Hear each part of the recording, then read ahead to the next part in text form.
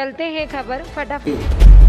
मुझे प्रसन्नता है कि भाजपा के जिलाध्यक्ष माननीय विवेक जी जोशी यहाँ अपनी पूरी टीम से पधारे आश्रम पर और कल सदस्यता प्रदान की। मैं आपको बताना चाहता हूँ कि मैं एक सन्यासी संत हूँ जो कि आदि शंकराचार्य भगवान का जो दर्शन है अद्वैतवाद उसका अनुयायी। उन्हीं के दर्शन से मेल खाते हुए एक दर्शन पंडित दीनदयाल उपाध्याय जी ने दिया, एकात्म मानववाद।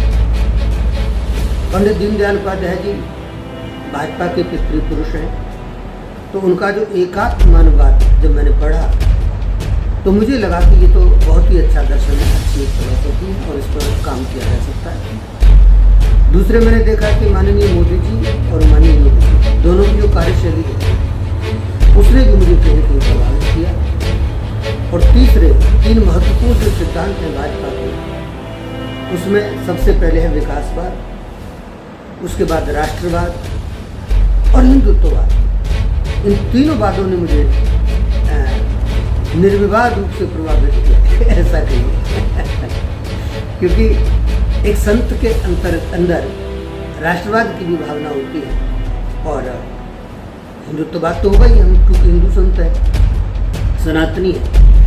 तो रही बात विकासवाद की, तो स्वाभाविक है कि कोई पढ़े लिखे संत होंगे। जब मैं PhD हूँ स्वयं में, तो मैं चाहता हूँ कि हमारी ये जो ऊर्जा है उसका उपयोग राष्ट्र के विकास के लिए हो, धर्म की रक्षा के लिए हो।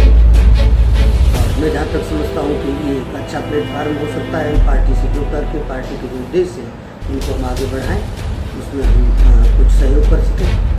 तो अच्छा है, मुझे ठीक लगा। महाराज ऐसी चर्चा है कि जब आपने सदस्यता ली है तो इसकी चर्चा भी है कि आपको जो है आने वाले विधानसभा में उज्जैन उत्तर या उज्जैन दक्षिण से टिकट मिल सकता है, आपको प्रत्याशी बनाया जा सकता है। तो आपके क्या उद्देश्य होंगे? देखिए, ये चर्चा है और ये जो चर्चा होती है समय के अनुसार चलती है, क्योंकि इस प्रकार का एक समय है तो इस प्रकार की चर्चा होना भी बहुत स्वाभाविक है।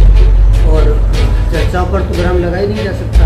चर्चा तो होती है, समय के अनुकूल चर्चा होती है, प्रासंगिक चर्चा होती है। तो चुनाव का समय तो लोग ऐसा सोच सकते हैं। मान लिया जाए आपको टिकट मिलती है तो उज्जैन के लिए क्या आपके उद्देश्य है? हाँ, अगर उज्जैन के लिए कोई अवसर मुझे मिलता है तो ये निश्चित रूप से धार्मिक नगरी है और मैं इसका धार्मिक दृष्टिकोण से कैसे विकास हो इस दिशा में पूरा चिंतन करूंगा, पूरी अपनी ऊर्जा का उपयोग करूंगा, सदुपयोग करूंगा। चूँकि आप जानते हैं कि हाँ, इसको पवित्र नगरी घोषित होना बहुत आवश्यक है, क्षिप्रा का उद्धार होना बहुत आवश्यक है, सिंहस्थ क्षेत्र की भूमि का संरक्षित होना बहुत आवश्यक है, आने वाले 28 के सिंहस्थ का आयोजन अच्छे ढंग से हो सके ये बहुत आवश्यक है। अभी तक बेरोजगारी की समस्याओं से हमारे युवा बहुत ज़्यादा परेशान हो रहे हैं। तो मैं तो कहूँगा कि सरकार के पास ऐसी अनेक योजनाएं होती हैं जिनको अगर ठीक से जनप्रतिनिधि हमारे युवाओं को समझा दें, जो हितग्राही हैं उनको उनका लाभ दिला दें, तो भी मैं समझता हूँ कि उनका उद्धार हो सकता है। अनेक सारी योजनाएं, उनका इस प्रकार से विभागीकरण किया जाए कि जो युवा अच्छे पढ़े लिखे हैं, जो एजुकेशन बहुत आगे जाना चाहते हैं, उनके हम किस प्रकार से मदद कर सकते हैं। जो मध्यम वर्गीय युवा है उसको हम किस प्रकार से मदद कर सकते हैं, थोड़ा सहयोग दे करके। और जो बहुत ही गरीब युवा है उसको हम शासन की ऐसी कौन सी योजनाएं हैं जिनका लाभ दिलाएं और खुद ऐसे प्रयास करें कि हम उनको आर्थिक रूप से सहयोग दें और उनको रोजगार प्राप्ति के लिए हम कुछ अच्छे काम कर सकें।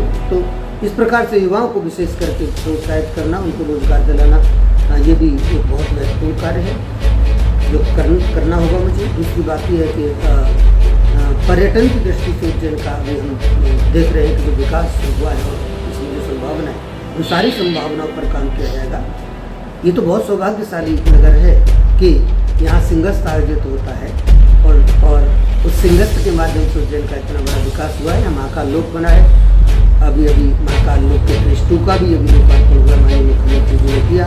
उस दिन हमको ऐसा लग रहा था कि बहुत बड़ा एक दिव्य स्थान है, बिल्कुल स्वर्ग का नज़ारा था, इतना सुंदर अन्न क्षेत्र बना है।